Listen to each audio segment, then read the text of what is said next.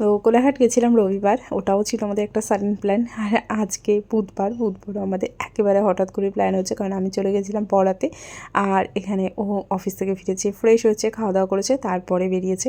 আর প্রীতম তো ঋষিকা এরা দুজনে তো একেবারে অফিস থেকেই চলে গেছে ডিরেক্ট ওখানে, না হলে মানে কী বলবো প্ল্যানটা কোনোভাবেই সাকসেসফুল করা যেত না। কারণ এই তান্দুর হাউসে আসার প্ল্যানটা আমাদের অনেক দিনেরই ছিল, যতবারই প্ল্যান করা হয়েছে ততবারই হয়নি।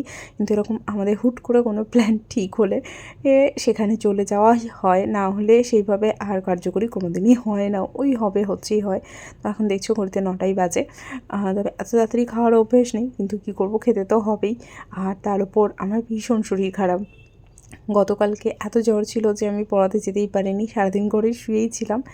আর আজ দুপুরবেলাও আমি শুধুমাত্র ডাল দিয়েই ভাত খেয়েছি, কারণ কোনো মশলা তরকারি আমি খেতেই পাচ্ছি না, জানি না এখানে কতটা কী খেতে পারবো।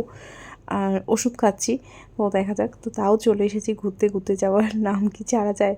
আর এখানে এদের তিনজনেরই এই জায়গাটা ঘোরা অনেকবারই এসেছে, খাওয়া দাওয়া করেছে, কিন্তু আমার কাছে ফার্স্ট টাইম, তাই আসতে তো হতোই। এখানে এখন মেনু কার্ড নিয়ে ডিসাইড করা হচ্ছে। বেসিক্যালি এখানে কম্বো প্যাকগুলোই সবাই খায়। আর এখানে দেখছিলামও মানে বেশিরভাগই সবাই কম্বোটাই, শুনেছিও যে কম্বোটাই বেশি খেতে প্রেফার করে। আর এখানে কম্বো প্যাকগুলো দারুণ কম্বো প্যাক রয়েছে।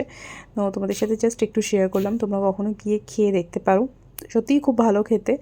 আর এখানে ড্রামস অফ হেভেনটা ভাবছি যে এমনিই নিই আমরা একটা স্টার্টারে, কিন্তু ওটা আসতে একটু লেটই করেছিল, একসাথেই চলে এসেছিলো। আর এখানে দেখো এত সুন্দর করে সাজানো, আর ব্যাকগ্রাউন্ডে একটা দারুণ মিউজিক চলছিল, মানে একটা নস্টালজিক ফিল হবে, খুব সুন্দর লাগছিল। কিন্তু অনেকটা ভিড় ছিল বলে আমি সেভাবে ভিডিও নিতে পারিনি, শুধু আমার চারপাশটাই একটু ভিডিও করেছি এই যা। আর এই যে আমাদের এসে গেছে, এটাও একটা কম্বো প্যাক ছিল।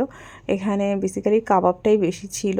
আর ড্রামস অফ হেভেনটা আমরা এমনিই নিয়েছিলাম, যেটা বললাম স্টার্টারে আসার কথা ছিল, কিন্তু সময়ের অভাবে আসতে পারিনি। যাই হোক, এখানে আমি নিয়েছিলাম বিরিয়ানি যে কম্বোটা ছিল তার সাথে 2টো কাবাব ছিল, একটা চিকেনের আইটেম ছিল। কিন্তু চিকেনের আইটেমটা যেটা বললাম, আমার এতটাই শরীরটা খারাপ ছিল যে আমি খেতেই পারিনি। কারণ শরীরটা খারাপের থেকেও হচ্ছে মুখটা ভালো লাগছিলো না, যেহেতু আগের দিন জ্বর হয়েছিল, তাই মুখটা অতটা ভালো ছিল না। এই যে এখন ড্রামস অফ হেভেনটা খাওয়া হচ্ছে। ড্রামস অফ হেভেনের মশলাটা দেখলাম খুব একটা বেশি ছিল না বলে খেতে পেয়েছি তবুও আমি, এবং এই খাবারগুলো খুবই ভালো ছিল। আর এই যে এখানে যে পাশে যে চিকেনের রেসিপিটা রয়েছে, সেটার মধ্যে যেহেতু একটু মশলা মাখানো বেশি, তাই ওটাই আমি একদম টাচ করতে পারিনি। আর ড্রামস অফ হেভেনটা এখানে প্রত্যেকেরই ভালো লেগেছে।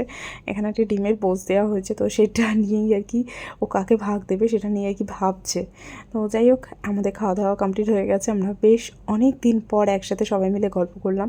আমাদের গ্রুপে আরও যারা আছে তাদের প্রত্যেকেরই অফিস রয়েছে, এবং কারোর এক্সাম চলছে পুচকেটার, তো সেই কারণে ওরা কেউই আসতে পারেনি। তো এখন এই যে যাচ্ছি, যথারীতি আন্দোলনে পৌঁছানোর পর দেখছি এখানে লম্বা জ্যাম, শুধুমাত্র একটা দিক খোলা ছিল বলে তাই এতটা ওভারটেক করে যেতে পারছি, কারণ উল্টো দিক থেকে কোনো গাড়ি আসছিল না।